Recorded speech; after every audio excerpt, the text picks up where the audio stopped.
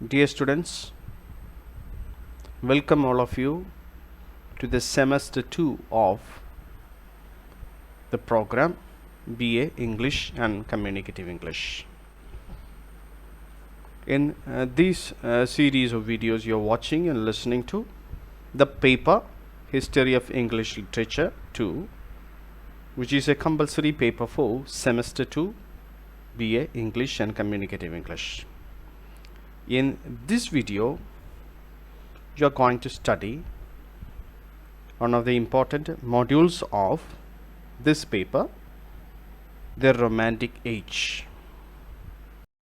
പ്രിയ വിദ്യാർത്ഥികളെ, BA English and communicative English പ്രോഗ്രാമിലെ semester 2 എല്ലാവർക്കും സ്വാഗതം.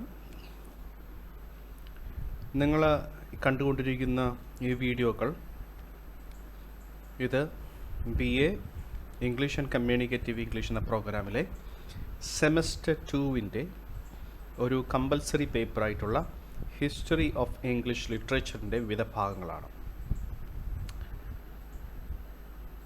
നമ്മൾ ഇന്ന് കാണാൻ പോകുന്ന വീഡിയോ ഈ semester 2 history of English literature പേപ്പറിലെ ദ റൊമാൻറ്റിക് ഏജ് എന്ന മോഡ്യൂളിൽ നിന്ന് എടുത്തിട്ടുള്ളതാണ്. In this video, we are going to have an overview of the Romantic period in English literature, which starts from 1785 and ends in 1830. Once again, in this video, we are going to have a brief view of the Romantic period in English literature, which starts from 1785 to 1830. പ്രിയപ്പെട്ട വിദ്യാർത്ഥികളെ, നമ്മൾ ഇന്നത്തെ വീഡിയോയിൽ കാണാൻ പോകുന്നത് romantic period, ഈ ഒരു പ്രത്യേക കാലഘട്ടത്തിൽ ഇംഗ്ലീഷ് സാഹിത്യത്തെ പറ്റിയാണ്. നമ്മൾ ഈ വീഡിയോയിൽ ഈ കാലഘട്ടത്തിലെ സാഹിത്യ രചനകൾ, അതുപോലെ സാഹിത്യ ഗ്രന്ഥങ്ങൾ, ഈ പ്രത്യേക കാലഘട്ടത്തിൻ്റെ പ്രത്യേകതകളെ പറ്റി നമ്മളൊരു ബ്രീഫായിട്ടുള്ള ഒരു കാഴ്ചപ്പാട് ഉണ്ടാക്കാൻ ശ്രമിക്കുകയാണ്. So first of all, we need to look into the social and political context of this period. You know that the Romantic Age is a very important period in the history of English literature.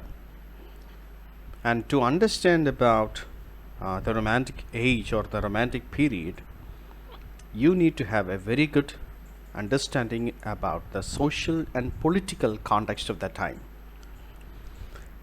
Romantic age English സാഹിത്യത്തിലെ വളരെ പ്രധാനപ്പെട്ട ഒരു കാലഘട്ടമാണ്. ഈ കാലഘട്ടത്തെപ്പറ്റി മനസ്സിലാക്കാൻ ആ സമയത്തെ സാമൂഹിക രാഷ്ട്രീയ പശ്ചാത്തലം എന്തായിരുന്നു എന്ന് വ്യക്തമായി മനസ്സിലാക്കിയാൽ എളുപ്പത്തിൽ നമുക്ക് റൊമാൻറ്റിക് പീരീഡിനെ പറ്റി മനസ്സിലാക്കാം.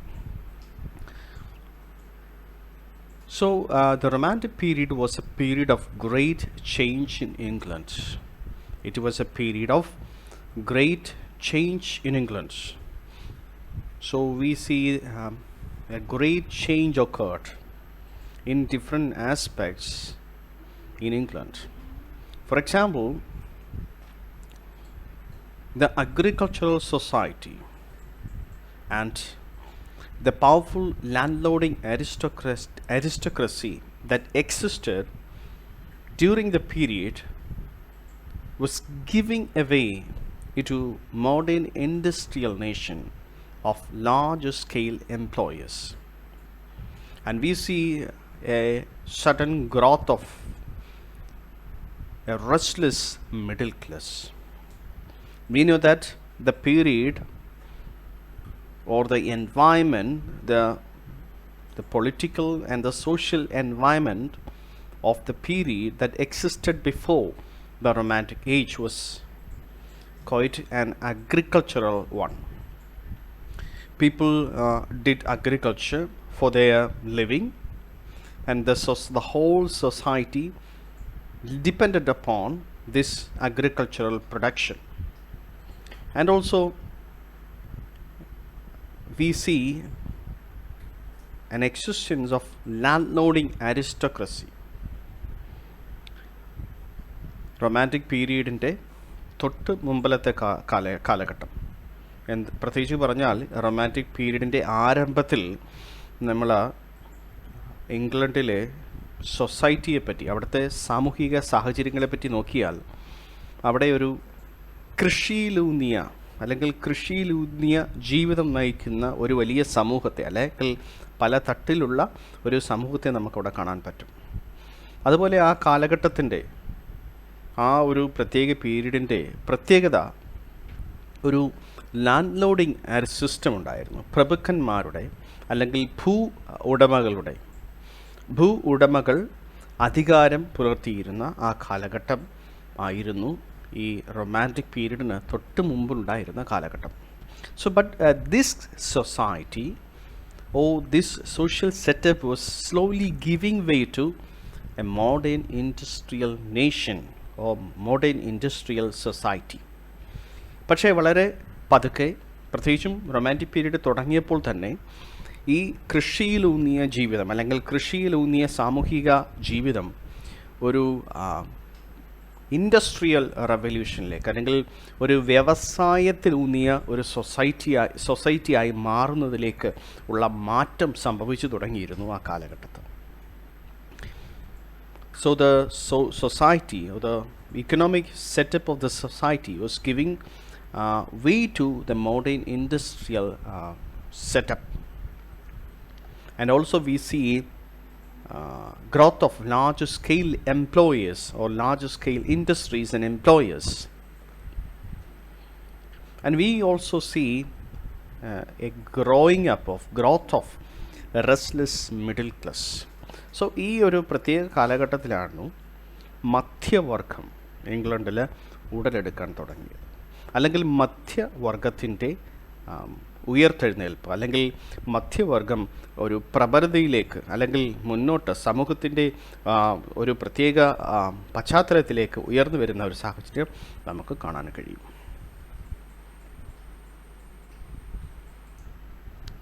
England had become the workshop of the world with her invention of steel and machinery and by her monopoly in trade. Soon enough, she was transformed from an agrarian or agricultural society to an industrial society. So, during this period or during the emergence of the Romantic period, England was becoming a workshop of the world. Romantic പീരീഡിൻ്റെ ആ പശ്ചാത്തലത്തിൽ അല്ലെങ്കിൽ romantic period ആരംഭിക്കുന്ന സാഹചര്യത്തിൽ England ലോകത്തിൻ്റെ ഒരു വർക്ക്ഷോപ്പായി മാറിക്കൊണ്ടിരിക്കുകയായിരുന്നു. So what is its meaning? The meaning is that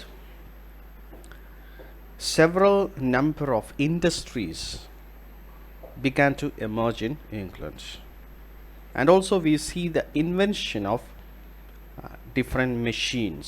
പല തരത്തിലുള്ള വ്യവസായ ഉപകരണങ്ങളുടെ കണ്ടുപിടുത്തങ്ങൾ, അതുപോലെ വ്യവസായ സ്ഥാപനങ്ങളുടെ വളർച്ചയൊക്കെ ഈ പ്രത്യേക കാലഘട്ടത്തിൻ്റെ ഒരു പ്രത്യേകതയാണ്.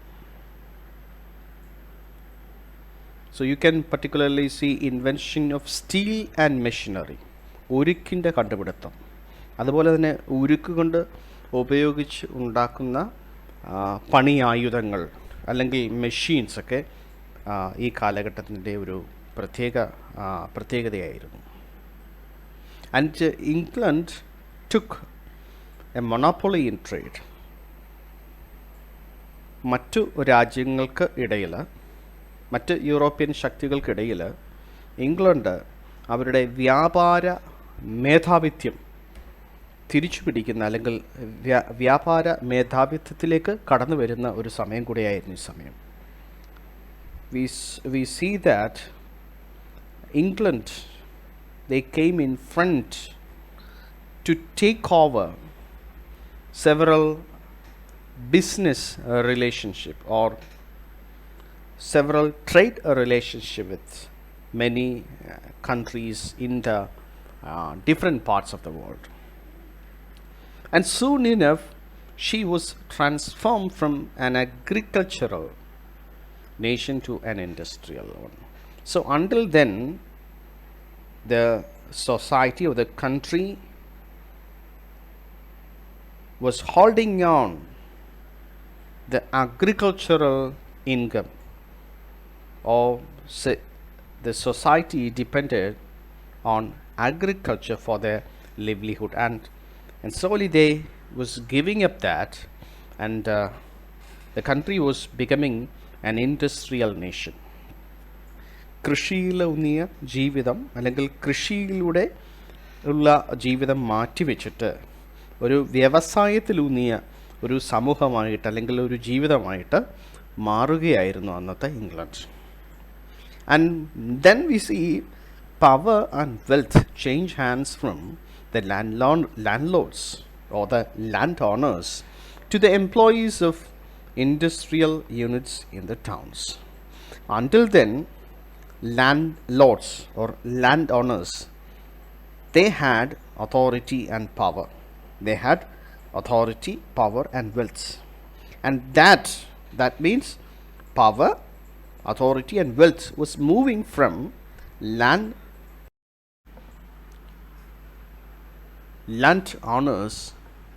to the employers of industries. ആ സാഹചര്യം ആ കാലഘട്ടം വരെ ഉണ്ടായിരുന്ന ഒരു പ്രത്യേകതയായിരുന്നു ഫ്യൂഡൽ പ്രഭുക്കന്മാർ. അതുപോലെ ഭൂമി സ്വത്തായിട്ട് അല്ലെങ്കിൽ വലിയ ഭൂസ്വത്തുണ്ടായിരുന്ന ഉടമകളിലായിരുന്നു സമ്പത്തും അധികാരവുമൊക്കെ കേന്ദ്രീകൃതമായിരുന്നത്. ഈ കേന്ദ്രീകൃതമായ അവസ്ഥയിൽ നിന്ന് പയ്യെ അല്ലെങ്കിൽ പതുക്കെ സമ്പത്തും അധികാരവും വ്യവസായ സ്ഥാപനങ്ങളുടെ ഉടമകളിലേക്ക് നീങ്ങിത്തുടങ്ങി. And people move from villages to towns, and logically you can think, if they need to move to the industries to have their livelihood, of course they will move from villages to the cities. There was thus a shift in the nature of laborers. So laborers who worked in the agricultural field, and they gave up their job there because no more they need to depend upon that. Instead they can go to industries which are located in cities. കൃഷിയിലൂന്നിയ ജീവിതം ഉപേക്ഷിച്ചിട്ട് പുതിയ ജീവന ഉപാധി കണ്ടെത്തുന്നതിന് വേണ്ടി ജനങ്ങൾ ഗ്രാമങ്ങളിൽ നിന്ന് പട്ടണങ്ങളിലേക്ക്, പ്രത്യേകിച്ചും പട്ടണങ്ങളിലായിരുന്നു ഈ പുതിയ വ്യവസായ സ്ഥാപനങ്ങളൊക്കെ ആരംഭിച്ചത്. The traditional rural farm laborers emerged as a new class of industrial laborers, are the working class. We see that the rural farm laborers, there were people who worked in the paddy fields or who did agriculture, and they gave up that, and they moved to industries which are located in the cities, and these people became the working class people. ഈ ജനങ്ങൾ ഒരു തൊഴിലാളി വർഗമായി അല്ലെങ്കിൽ ഇൻഡസ്ട്രികളിൽ പണിയെടുക്കുന്ന തൊഴിലാളി വർഗമായി മാറി. The wealth of Britain increased on an unprecedented scale, but there was gross inequality in the distribution of that wealth, both on the land and in the factory. So after the nation turned to industrial revolution, the wealth of Britain increased on an unprecedented scale. We see the land or the country has shifted or transferred to an industrial nation. So naturally you can think that the wealth of the country will increase. So it happened in Britain also. The wealth of Britain increased on an unprecedented scale. So far, such kind of wealth was not seen in Britain. ഇതുപോലെയുള്ള ഒരു ധനസമൃദ്ധി ഇംഗ്ലണ്ടിൽ അന്ന് വരെയും ഉണ്ടായിട്ടില്ല. അത്രത്തോളമുള്ള ഒരു സമ്പത്തിൻ്റെ കൂമ്പാരം ബ്രിട്ടനിൽ ഉണ്ടായി. But still there was gross inequality in the distribution of that wealth, both on the land and in the factory. So there was the difference between have and have not, still a kind of inequality in the dispersion of money. പക്ഷേ ഈ സമ്പത്ത് രാജ്യത്ത് കുന്നുകൂടിയെങ്കിലും ഈ സമ്പത്ത് രാജ്യത്ത് കുന്നുകൂടിയത് വലിയ അസന്തുലിതാവസ്ഥ അല്ലെങ്കിൽ വിവേചനം ജനങ്ങൾക്കിടയിൽ സൃഷ്ടിച്ചു. ചിലർക്ക് വളരെ അധികം ധനവും ചിലർക്ക് വളരെ കുറച്ച് അല്ലെങ്കിൽ ജീവിക്കാൻ തന്നെ ബന്ധപ്പെടുന്ന രീതിയിലുള്ള അവസ്ഥയും സംജാതമായി തീർന്നു. So the backbone, or you can see that the fuel of romanticism was that inequality. നമ്മൾ തുടർന്ന് പഠിക്കും എങ്ങനെയാണ് ഈ ഇനീക്വാളിറ്റി റൊമാൻറ്റിക് പീരീഡിലേക്കും പ്രത്യേകിച്ച് റൊമാൻറ്റിക് പീരീഡിനെ സ്വാധീനിച്ച മറ്റുള്ള ഘടകങ്ങളിലേക്കും നീങ്ങിയതെന്ന് വ്യക്തമായി നമ്മൾ പഠിക്കും. So there began to, though the people began to experience inequality among them, there was a kind of difference between the have and the have not. ഉള്ളവനും ഇല്ലാത്തവനും തമ്മിലുള്ള വ്യത്യാസം അല്ലെങ്കിൽ അവർ തമ്മിലുള്ള ഗ്യാപ്പ് ഒരു വലിയ ഒരു വിഭജനമായി അല്ലെങ്കിൽ വലിയ ഒരു വിഭാഗീയതയായി മാറി. Unsurprisingly, the landscape was drastically altered, and at the same time the landscape of the country was drastically altered. അതുവരെയും കണ്ടിട്ടില്ലാത്ത രീതിയിൽ ബ്രിട്ടൻ്റെ ഭൂപ്രകൃതി തന്നെ മാറുവാനിടയായിത്തീർന്നു.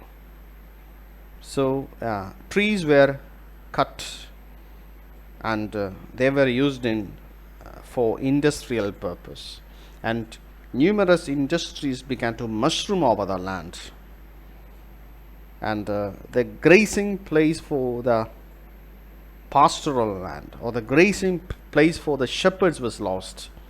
കൃഷിക്കാർക്ക് കൃഷി ചെയ്യുവാനുള്ള സ്ഥലവും അതുപോലെ അക്കാലത്ത് ആട്ടിടയന്മാർ അല്ലെങ്കിൽ പുൽമേടുകളിൽ മൃഗങ്ങൾ മേയുക പതിവായിരുന്നു. ഇങ്ങനെയുള്ള സ്ഥലങ്ങളൊക്കെ വലിയ ഇൻഡസ്ട്രികളായി മാറുവാൻ തുടങ്ങി. So the landscape of the country got severely altered. The enclosure movement, by which open fields were enclosed by hedges and walls, deprived farm laborers of open grazing grounds. Until then, there existed open land for farmers, cattle rearers to raise their animal. അന്ന് വരെയും അവിടെയുള്ള ഭൂപ്രകൃതിയിൽ അല്ലെങ്കിൽ ഭൂ ഉടമകളുടെ അവരുടെ സ്വന്തമായിട്ടുള്ള acre കണക്കിന് അല്ലെങ്കിൽ കിലോമീറ്റർ കണക്കിന് നീണ്ടു കിടക്കുന്ന ഈ ഭൂമിയിലേക്ക് ആരോടും ചോദിക്കാതെ ആരുടെയും അനുവാദം മേടിക്കാതെ ഈ ആട്ടിടയന്മാർക്കും മൃഗങ്ങളെ വളർത്തിയിരുന്നവർക്കൊക്കെ അവരുടെ മൃഗങ്ങളെ യഥേഷ്ടം അഴിച്ചുവിടുവാൻ പറ്റുമായിരുന്നു. പക്ഷേ ഇൻഡസ്ട്രിയൽ റെവല്യൂഷൻ തുടങ്ങിയതിന് ശേഷം പ്രത്യേകിച്ചും enclosure movement, you can understand what is its meaning. Enclosure means the owners of the land, they began to build walls and hedges all around their lands. അവരുടെ സ്വന്തമായിട്ടുള്ള വസ്തു, ഭൂ ഉടമകൾക്ക് അവർക്കുണ്ടായിരുന്ന വസ്തു, അവരുടെ ലാൻഡ്, ഇതൊക്കെ മറ്റുള്ളവർ കയറാതെ, മറ്റുള്ളവർ അതിക്രമിച്ച് കയറാതെ അതിന് ഭിത്തികൾ ഉണ്ടാക്കുക, മുള്ളുവേലികൾ ഉണ്ടാക്കുക, ഇതൊക്കെ ആ സമൂഹത്തിൻ്റെ സന്തുലിതാവസ്ഥയ്ക്ക് വലിയ കോട്ടം തന്നെ ഉണ്ടാക്കി. പ്രത്യേകിച്ചും മൃഗങ്ങളെ വളർത്തിയിരുന്നവർക്ക് അവയ്ക്ക് ആഹാരം കൊടുക്കാൻ അല്ലെങ്കിൽ അവയ്ക്ക് മേഞ്ഞു നടക്കാൻ വേണ്ടി പുല്ല് തിന്നുവാനുള്ള ഫെസിലിറ്റി, ആ പുല്ലൊക്കെ തിന്നാനുള്ള അവൈലബിലിറ്റി ഇല്ലാതായി. So the enclosure movement, the movement that we studied, enclosure movement, it's a movement by which open fields were enclosed by hedges and walls, and that deprived farm laborers of open grazing grounds. Farm laborers who rear cattle, they lost open grazing grounds to feed their cattle. അവരുടെ മൃഗങ്ങളെ വളർത്താൻ പറ്റില്ല, ഇതിന് ആഹാരമില്ല. അപ്പോൾ ആ ഒരു അവസ്ഥയിലേക്ക് എത്തിച്ചേർന്നു. And the cities team with N Exodus of labourers from the villages. Because people move from villages to cities, so number of people began to explode in cities, and few people stay in villages, and most people they move to cities. And because of that, the cities teemed with an exodus of laborers from the villages, which led to the creation or the formation of slums. ഇപ്പം നമുക്ക് തന്നെ അറിയാം, ഇന്ത്യയിൽ ഉള്ള പട്ടണങ്ങൾ, ബാംഗ്ലൂർ, ഡൽഹി, ഈ തുടങ്ങിയ പട്ടണങ്ങളൊക്കെ എന്തുകൊണ്ടാണ് ജനപ്പെരുപ്പം ഉണ്ടാകുന്നത്?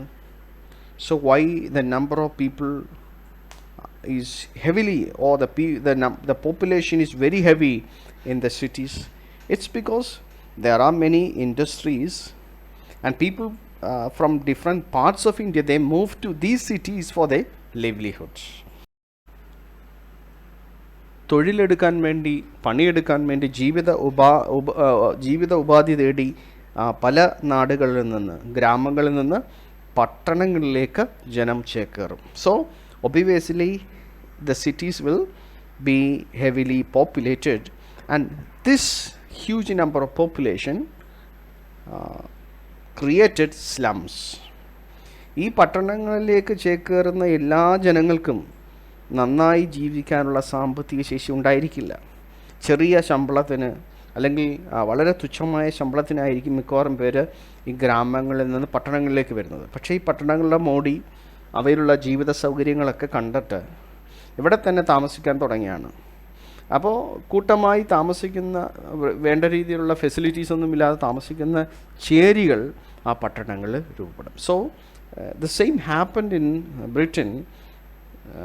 several number of slums began to be formed in different parts of Britain. The developments in medical science and the improved standard of living led to an alarming increase in population, and along with that we see population explosion. Until then the population was in existence with the conditions of the time. അതുവരെ ഉണ്ടായിരുന്ന ജനപ്പെരുപ്പം ഒരു നിയന്ത്രണാതീതമായിട്ടുള്ള നിലയിൽ പോയിട്ടില്ലായിരുന്നു. പക്ഷേ because of the emergence, or because the developments in medical science and the improved standard of living led to population explosion. So certain diseases can be easily cured, and because people have a very advanced life, of course they will live more, so that began to increase the population. In the meantime, we see the French Revolution, breaking out of French Revolution that happened 1789 to that lasted from 1789 to 99, and that diverted the attention of the people of Britain to French Revolution. So this period was a period of great change. Several number of towns began to grow up. We saw that the landscape of the land got increasingly subdivided. The landscape of the country got severely altered, and several number of factories, they created pollution over slums. The population was increasingly divided into rich and poor. So that population increased and slums developed, and along with that, the people of the country was increasingly divided into rich and poor. വളരെ പാവപ്പെട്ടവരും അതുപോലെ വളരെ ധനികരുമെന്നുള്ള ഈ ഒരു segregation ഇവിടെ ഉണ്ടായി. ഇതിന് നടുക്ക് വരുന്നത് മിഡിൽ ക്ലാസ് എന്ന് പറയുന്ന മറ്റൊരു സാമൂഹിക വിഭാഗം കൂടെ. All these changes, all the situation existed then led to severe consequences. So ആ സാഹചര്യങ്ങളിൽ നിലനിന്നിരുന്ന സാമ്പത്തിക സാമൂഹികമായിട്ടുള്ള സാഹചര്യങ്ങൾ ഒരുപാട് പരിണിത ഫലങ്ങളിലേക്കാണ് ബ്രിട്ടനെ നയിച്ചത്. So many people, many poor people, they got only very low wages. ഇൻഡസ്ട്രികളിൽ പണിയെടുക്കുന്ന ഒരുപാട് പേർക്ക് വളരെ കുറഞ്ഞ ശമ്പളത്തിന് ജോലി ചെയ്യേണ്ടി വന്നു. അപ്പോൾ കുറഞ്ഞ ശമ്പളം മേടിക്കുകയാണെങ്കിൽ കുറഞ്ഞ ജീവന ഉപാധി മാത്രമേ അവർക്ക് ലഭിക്കുകയുള്ളൂ. പട്ടണങ്ങളിൽ തന്നെയാണ് അവർ താമസിക്കുന്നത്. അപ്പോൾ പട്ടണങ്ങളിൽ മെച്ചപ്പെട്ട സ്ഥിതിയിൽ താമസിക്കാൻ അവർക്ക് പറ്റില്ല. പകരം ചേരികളിൽ അവിടെ തന്നെ താമസിക്കണം. And many people, they got only very horrible working conditions. They had to work in very horrible working conditions. ഭയാനകരമായിട്ടുള്ള വളരെ മോശമായിട്ടുള്ള ജോലി സാഹചര്യങ്ങളിൽ ജോലി ചെയ്യേണ്ടി വന്നു മിക്കവാറും പേർക്കും. And then women and children, they were exploited. So both women and children, they had to work in different industries, and of course that result to their abuse. സ്ത്രീകളും കുട്ടികളും അവരുടെ ജീവന ഉപാധിക്ക് വേണ്ടി ജീവിക്കാൻ വേണ്ടി തൊഴിൽശാലകളിൽ പണിയെടുക്കേണ്ടി വന്നു. നിങ്ങൾക്ക് ഊഹിക്കാൻ പറ്റുന്നതേ ഉള്ളൂ. സ്ത്രീകളും കുട്ടികളും ഇങ്ങനെയുള്ള ജീവിത സാഹചര്യങ്ങളിൽ ജോലി ചെയ്താൽ തീർച്ചയായിട്ടും അവരുടെ ആരോഗ്യവും അവരുടെ മാനസികാവസ്ഥയും സാമൂഹിക അവസ്ഥയും വളരെ മോശമായി തീരും. So the same happened in Britain also. Women and children, they were to work in very difficult environment. They were brutally treated, and they had to work in coal mines. And of course you can imagine children and women, they work in coal mines. Of course their health condition and their social condition will be very worst. So കുട്ടികളും സ്ത്രീകളുമൊക്കെ call മൈൻസിൽ കൽക്കരി ഖനികളിൽ പണിയെടുക്കുക. അത് ആലോചിച്ച് നോക്കുമ്പോൾ തന്നെ നമുക്ക് മനസ്സിലാവും അവരുടെ ആരോഗ്യത്തെയും അവരുടെ സാമൂഹിക സ്ഥിതികളെയും എല്ലാം വളരെ മോശമായി ബാധിക്കുന്ന ഒരു സാഹചര്യം ഇംഗ്ലണ്ട് ഉണ്ടായി. So the socially and financially weaker group, they did not get the opportunity to vote. They didn't have the right to vote. സാമ്പത്തികമായി പിന്നോക്കം നിൽക്കുന്നവർ, പ്രത്യേകിച്ചും തൊഴിൽ സാഹചര്യങ്ങളിൽ വളരെ ശോചനീയമായ രീതിയിൽ ജോലി ചെയ്യുന്ന ഈ വളരെ സാധുക്കളായിട്ടുള്ള വ്യക്തികൾക്ക് അവർക്ക് വോട്ടവകാശം കിട്ടിയിരുന്നില്ല. സോ വോട്ടവകാശം കിട്ടാതെ ഇരുന്നാൽ, so if they were denied to vote, of course there will be protests and riots. The same happened in Britain also. The people, the poor people and the unprivileged people, they began to claim their right to vote, and that led to protests and riots. തൊഴിൽ സാഹചര്യങ്ങളിൽ വളരെ മോശമായ രീതിയിൽ ജീവിക്കുന്ന വളരെ പാവപ്പെട്ടവരായ ഇവർക്ക് voting ചെയ്യാനുള്ള, vote രേഖപ്പെടുത്താനുള്ള അവകാശം ഉണ്ടായിരുന്നില്ല. അതുകൊണ്ട് തന്നെ ഈ അവരുടെ ശോചനീയമായ അവസ്ഥയിൽ നിന്ന് രക്ഷപ്പെടുവാൻ അല്ലെങ്കിൽ ഒരു തിരിച്ചുവരവ് നടത്താൻ വേണ്ടി അവർ സമരങ്ങളും അതുപോലെ ഭീകരമായിട്ടുള്ള രീതിയിലുള്ള പ്രൊട്ടസ്റ്റുകളൊക്കെ നടത്തുക പതിവായിരുന്നു. So you can see that when the poor people suffered, while the poor people suffered financially, in health wise, in social status and all, the privileged people or the leisure class who didn't have to work, who get very good earning, life situation and all, they got very much prospered.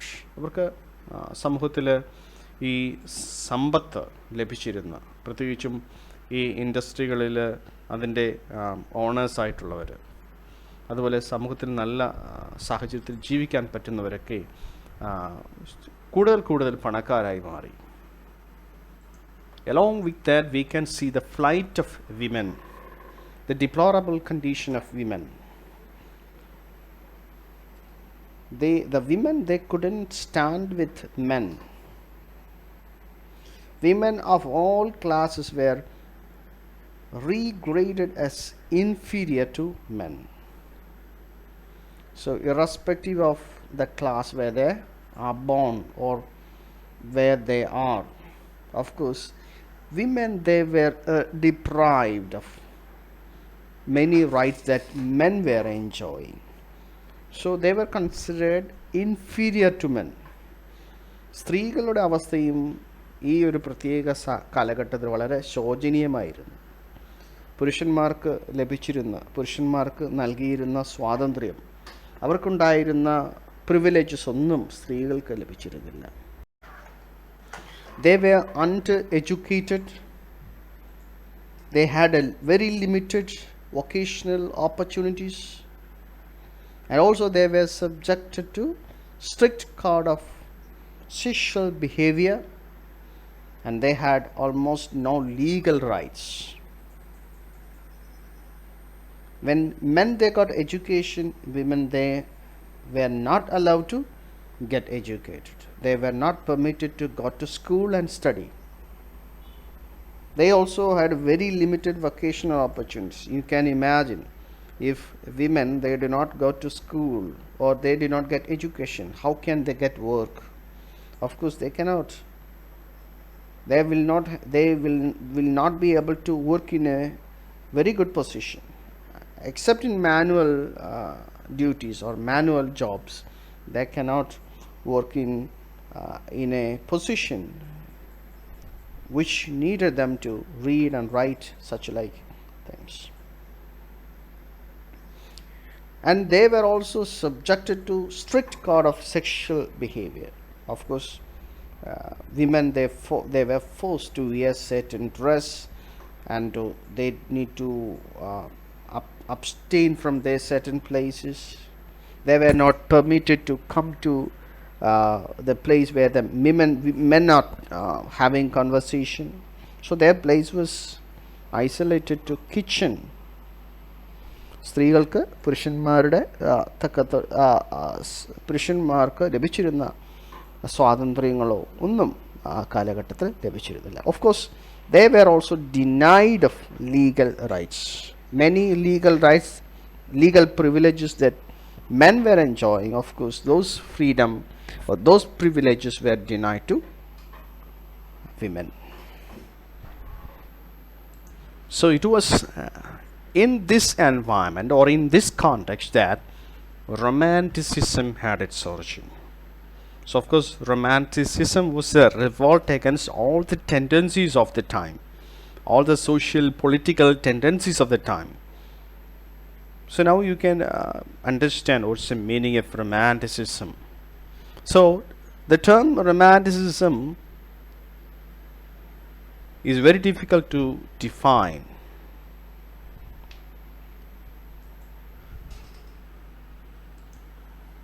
Particularly, we can see that several number of writers or several different kinds of writing or several different kinds of genres were used. So of course, to define the term Romanticism is very difficult. And we obviously see that the writers of this period, they were not called as romantics during the time, but they were called as romantic writers only later. So romantic writers നമുക്കൊരു പ്രത്യേക കാറ്റഗറിയിലൊന്നും ഉൾപ്പെടുത്താൻ പറ്റില്ല. ഇവർക്ക് തന്നെ ഈ പേര് ലഭിച്ചത് പിൽക്കാലത്താണ്. ആ കാലഘട്ടത്തിൽ അവർ ഒരിക്കലും റൊമാൻറ്റിക് പോയിറ്റ്സ് എന്നൊന്നും വിളിക്കപ്പെട്ടിരുന്നില്ല. But still then we can find certain characteristics of romanticism among the romantic writers. So ഇങ്ങനെയൊക്കെയാണെങ്കിലും ഈ റൊമാൻറ്റിക് റൈറ്റേഴ്സിൻ്റെ അവരുടെ എഴുത്തുകളിൽ കൂടെ നമുക്ക് റൊമാൻറ്റിസിസം അതിൻ്റെ ചില സവിശേഷതകൾ കാണുവാൻ പറ്റും. So we can sense a kind of romanticism in this romantic writers. We can see that many of the writers of this period had a sense of the spirit of the age.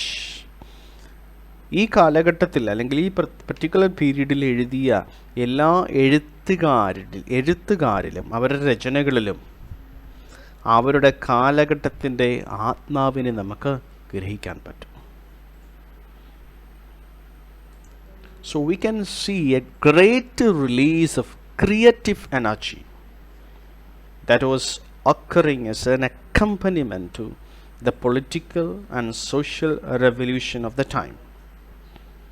So it can be seen as an age of new beginnings and limitless possibilities. Make a definition. We will make a definition about romanticism. Romanticism is an artistic, literary and intellectual movement that originated in Europe towards the 18th century. It is an artistic, literary and intellectual movement that originated in Europe towards the 18th century. 18ാം സെഞ്ച്വറിയിൽ യൂറോപ്പിൽ ഉടലെടുത്ത ഒരു ദാർശനികമായിട്ടുള്ള അതുപോലെ സാഹിത്യപരമായിട്ടുള്ള കലാപരമായിട്ടുള്ള ഒരു മൂവ്മെൻ്റാണ് romanticism. So it is an artistic. It's artistic because there are many artists who took part in the romantic movement. Then it is also literary movement. It is an intellectual movement because many intellectuals have taken part in this movement, and it originated in Europe towards the 18th century. 18ാം century AD 18ാം സെഞ്ച്വറിയിൽ ഉടലെടുത്ത ഒരു മൂവ്മെൻ്റാണ് ഇത്. ഒരു മൂവ്മെൻ്റാണ്. Movement എന്ന് വെച്ച് കഴിഞ്ഞാൽ അതൊരു പൊളിറ്റിക്കലായിട്ടുള്ള അല്ലെങ്കിൽ it was against some tendencies. So we can call it as a movement, and it stressed on emotion, freedom and individual imagination. It stressed on imagination, individual freedom and emotion. ഈ romantic movement അത് ഊന്നി പറഞ്ഞ ചില ഘടകങ്ങളുണ്ട്. അവ ഇതാണ്: വൈകാരികമായിട്ടുള്ള ഭാവങ്ങൾ, emotion. Then freedom, സ്വാതന്ത്ര്യം എന്ന് വെച്ച് കഴിഞ്ഞാൽ ഇൻഡിവിജ്വൽ ഫ്രീഡമാണ്, വ്യക്തിക്കുള്ള സ്വാതന്ത്ര്യം. ദെൻ ഇൻഡിവിജ്വൽ ഇമാജിനേഷൻ, ഒരു വ്യക്തിക്ക്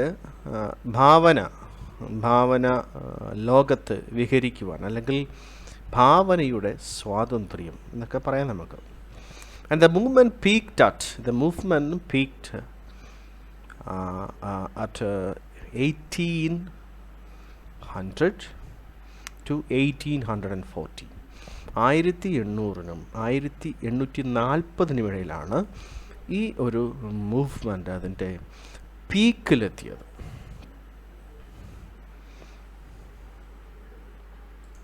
So already we have seen that there are different backgrounds for the romantic movement. For example, So there is an artistic background, a literary background, and also intellectual background. So we will trace who were the people who were the proponents of this movement. So the intellectual part of it was inspired by the ideas of Jean-Jacques Rousseau. Jean-Jacques Rousseau. So French philosopher Jean-Jacques Rousseau എന്ന തത്വചിന്തകൻ്റെ ചിന്തകളാണ് romantic മൂവ്മെൻറ്റിൻ്റെ ഒരു ജനനത്തിന് അല്ലെങ്കിൽ romantic മൂവ്മെൻറ്റിനെ ഏറ്റവും സ്വാധീനിച്ച ഒരു ഘടകം. So Romanticism emerged as a reaction to 18th century values. So 18ാം സെഞ്ച്വറിയിൽ യൂറോപ്പിൽ നിലനിന്നിരുന്ന കുറേ വാല്യൂസ് ഉണ്ട്.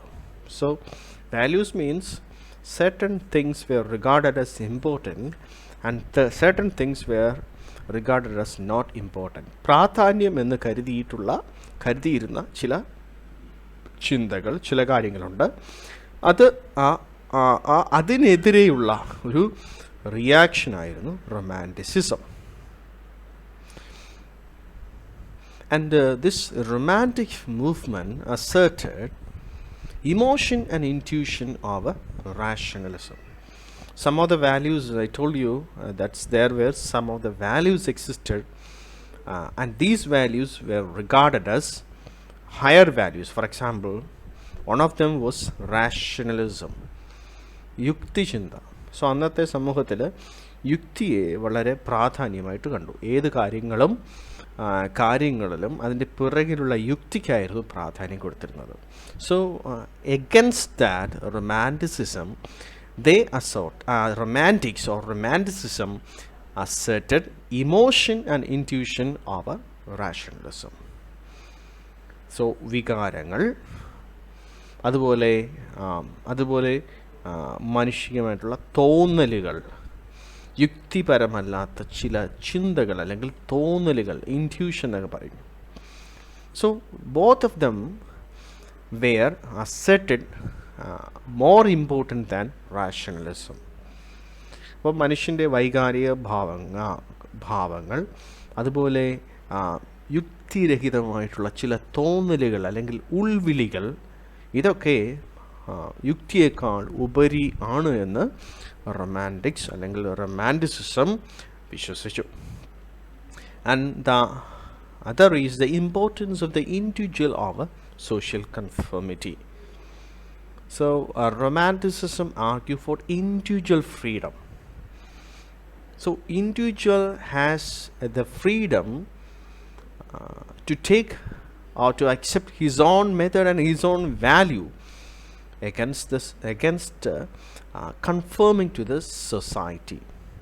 ഒരു സമൂഹത്തിൽ ഒരു കൂട്ടം വ്യക്തികൾ അവരൊരു പ്രത്യേക ആശയത്തെ സപ്പോർട്ട് ചെയ്യുകയാണെങ്കിൽ, ഒരു ആശയത്തെ മൂല്യമായിട്ട് കരുതുകയാണെങ്കിൽ, അതിന് എതിരെ ഒരൊറ്റ വ്യക്തിക്ക് തൻ്റേതായ വഴി തിരഞ്ഞെടുക്കാം, തൻ്റേതായ ആശയം തിരഞ്ഞെടുക്കാം. That's what is the importance of the individual over social conformity. So an individual considers that his own method or his own way of doing it is great, so it is accepted. It can be accepted. And the exploration of natural and psychic wilderness of a classical restraint. So romanticism promoted exploration of natural and psychic wilderness. പ്രകൃതിയാലുള്ള അല്ലെങ്കിൽ മനസ്സിൻ്റെ ഉള്ളിൽ ഏറ്റവും ഉള്ളിലിരിക്കുന്ന അല്ലെങ്കിൽ മനസ്സിൻ്റെ ഒരു ശക്തി, കാണപ്പെടാത്ത ഒരു ശക്തി, അല്ലെങ്കിൽ മനസ്സിൻ്റെ അന്തർഭാഗത്തുള്ള ആ ശക്തിയേറിയ ലോകം, അതിലൂടെയുള്ള മനുഷ്യൻ്റെ പ്രയാണമാണ്, അതിലൂടെ മനുഷ്യൻ്റെ മുൻപോട്ടുള്ള പോക്ക് അല്ലെങ്കിൽ അതിനെ ആശ്രയിച്ചുള്ള മനുഷ്യൻ്റെ ജീവിതമാണ് അക്കാലത്ത് ഏറ്റവും കരുതിയിരുന്ന ക്ലാസിക്കൽ റിസ്ട്രെയിൻ ഒരു യുക്തിയിൽ അധിഷ്ഠിതമായിട്ടുള്ള അല്ലെങ്കിൽ ബോധതലത്തിലുള്ള മനുഷ്യൻ്റെ ചിന്തകൾ, യുക്തി അധിഷ്ഠിതമായ ചിന്തകളെക്കാൾ വലുത് എന്ന് റൊമാൻറ്റിസിസം ഊന്നൽ നൽകി. So exploration of natural and psychic wilderness നമുക്ക് കാണാൻ പറ്റും. മിക്കവാറുമുള്ള romantic writers they find a great freedom in exploring this natural world and this psychic going through the psychic wilderness. ഒരു മനുഷ്യൻ്റെ സ്വയമുള്ള അവൻ്റെ മനസ്സിൻ്റെ ഉള്ളിലുള്ള ചില ശക്തികൾ, ആ ശക്തികളുടെ കാന്തദർശനം അവന് ലഭിക്കുകയാണെങ്കിൽ, അല്ലെങ്കിൽ മാർഗദർശനം അവന് ലഭിക്കുകയാണെങ്കിൽ, അതാണ് ഒരു ക്ലാസിക്കലായിട്ടുള്ള ഒരു അക്സെപ്റ്റഡ് ആയിട്ടുള്ള ഒരു മാർഗത്തേക്കാൾ നല്ലത് എന്ന് romanticism ഉദ്ബോധിപ്പിക്കുന്നു. And let's also find out the major themes of romantic and romantic art, romantic literature, such like. See, romantic art and romantic literature promoted love of atmospheric landscapes. So in the picture you can see an atmospheric landscape. Then nostalgia for the past, yearning for the past, a love of the primitive.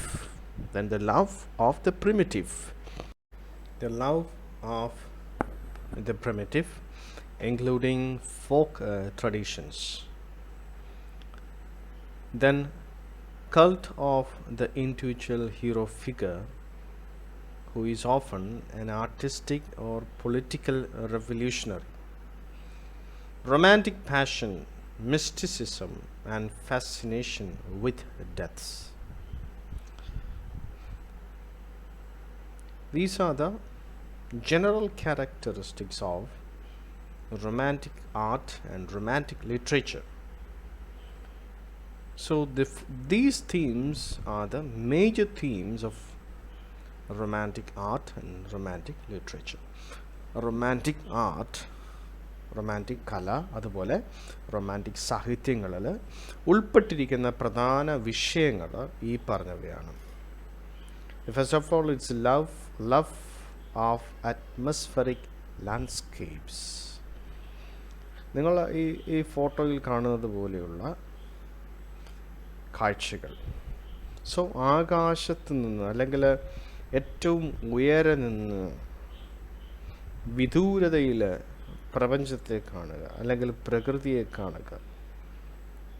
So ആ ഒരു വീക്ഷണം, പ്രകൃതിയെ വീക്ഷിക്കുന്ന അനുഭവം, so അത് എല്ലാ romantic സാഹിത്യത്തിലും വളരെ പ്രാധാന്യമുള്ള ഒരു ഘടകമാണ്.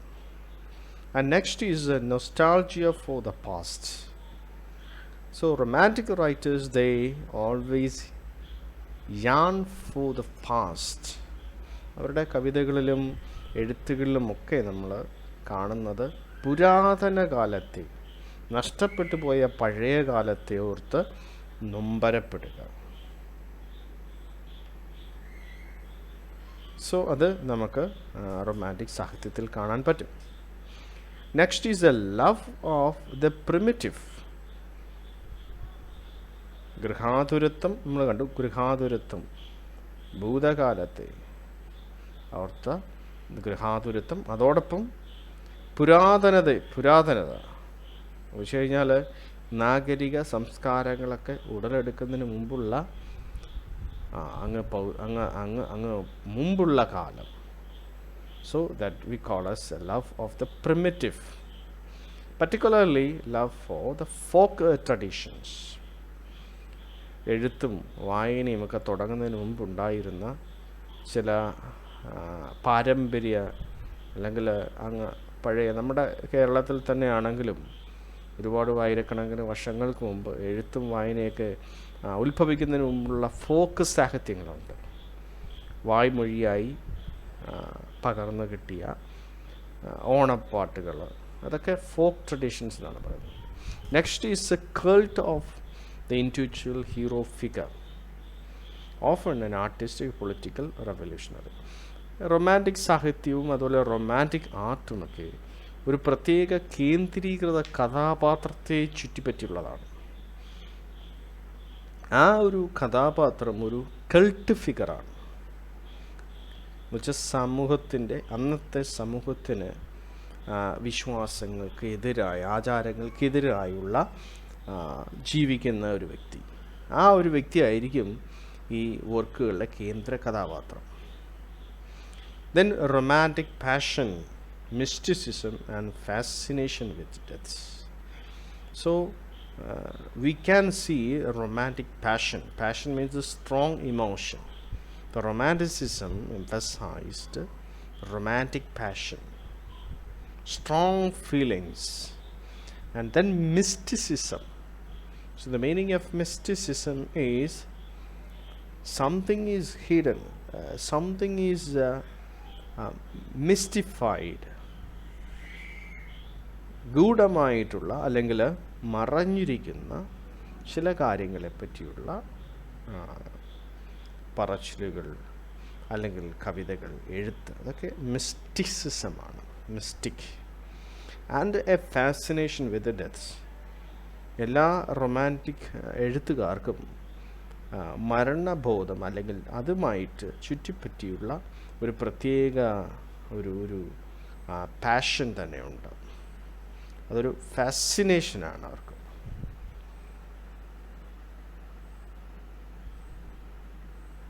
So it is always better to highlight the following key words in romantic literature. They are the following. Note down these words because it's very important to highlight these points in romantic literature. So first of all, it's liberty, then freedom, equality, secularization, inalienable rights, feeling of reason, sentiment, rise of the citizen, democratic ideas. So these are the key words you can find in romanticism: liberty, freedom, equality. Then secularism, inalienable rights, feeling of a reason, sentiment, rise of the citizen, democratic ideas. So liberty എന്ന് വെച്ചാൽ തന്നെ എന്താണ്? സ്വാതന്ത്ര്യമാണ് liberty.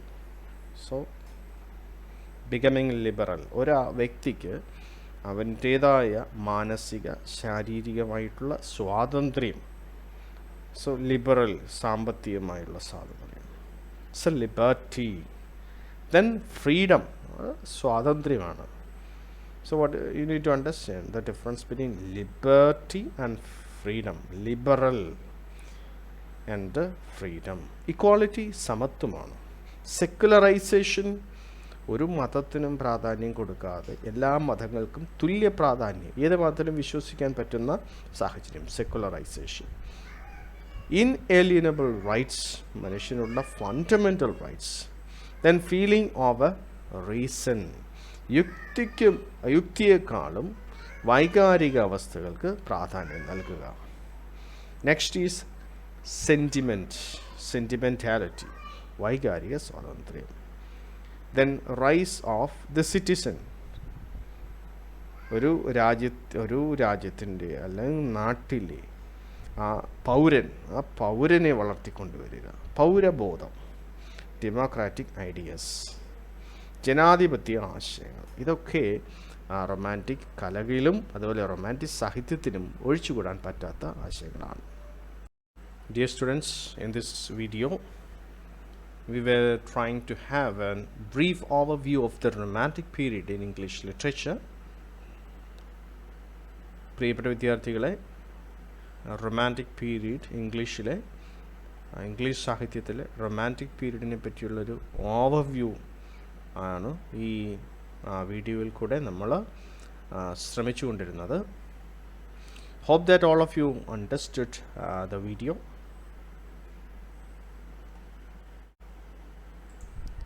We'll come with the remaining part of the module. Until then, goodbye to all.